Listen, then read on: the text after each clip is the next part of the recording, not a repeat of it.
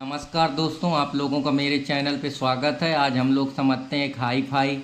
ये murder case जो कि अभी आप लोग देख रहे हैं, सोनम रघुवंशी, जिसके बारे में हम लोग बहुत सारी चीज़ें देख रहे हैं कि ये मर्डर किस प्रकार से हुआ और इसको किस प्रकार से अंजाम दिया गया। कितना एक ये हाई प्रोफाइलिंग केस है जो अभी इस समय मर्डर के लिए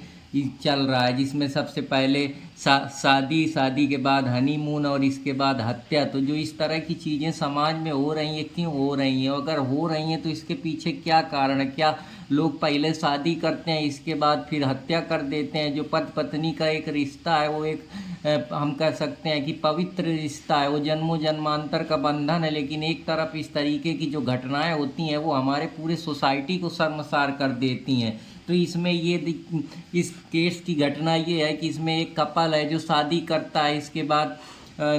हनीमून के लिए वो जाता है मेघालय, जहाँ पे जो उसकी पत्नी होती है सोनम रघुवंशी, वो अपने पति का मर्डर करा देती है कुछ कॉन्ट्रैक्ट किलर के जो लोग होते हैं, क्योंकि उसका जो अफेयर होता है वो किसी दूसरे पुरुष के साथ चल रहा होता है, जिसका नाम राज कुशवाहा बताया जाता है। तो ये मामला काफ़ी तूल पकड़ता है, क्योंकि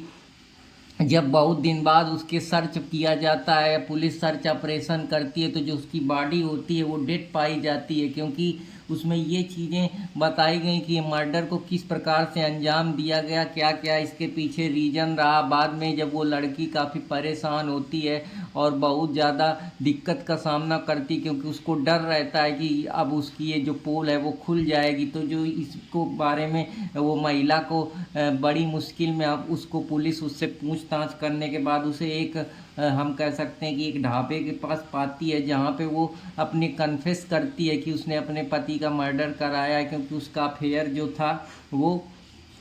किसी एक और पुरुष के साथ था। तो जो यहाँ पे ट्विस्ट था वो हम पूरी तरीके से कह सकते हैं कि राज कुशवाहा ने इस पूरे जो कॉन्स्पिरेसी है उसको अंजाम दिया है, और उस अंजाम की वजह से वो वहाँ पे मौजूद नहीं था, लेकिन उसने पूरी प्लानिंग करी थी, पूरा षड्यंत्र करा था। तो जो इस प्रकार की चीज़ें हमारे समाज में हो रही, अब ये सारी चीज़ें पुलिस को तब पता लगी जब पुलिस ने उनको कॉल डिटेल उनकी देखी और उनको पता चला कि जो सोनम रघुवंशी है उसके लवर के साथ उसकी जो ये बातें हैं कई कई घंटों तक पहले भी होती थी, जिससे पुलिस को शक हुआ और बाद में इस पूरे मामले ने तूल पकड़ी। तो इस प्रकार की चीज़ें हमेशा से होती रहती हैं। अभी आप लोगों ने गटर का केस देखा था, जिसमें जो उस महिला थी उसने अपने जो हस्बैंड को था उसको सीमेंटेड ड्रम में पूरी तरीके से जाम कर दिया था। तो ये चीज़ें आपको समाज में देखने को मिलती रहती हैं, लेकिन सोसाइटी भी एक प्रकार से इस प्रकार की चीज़ों को रोके। धन्यवाद।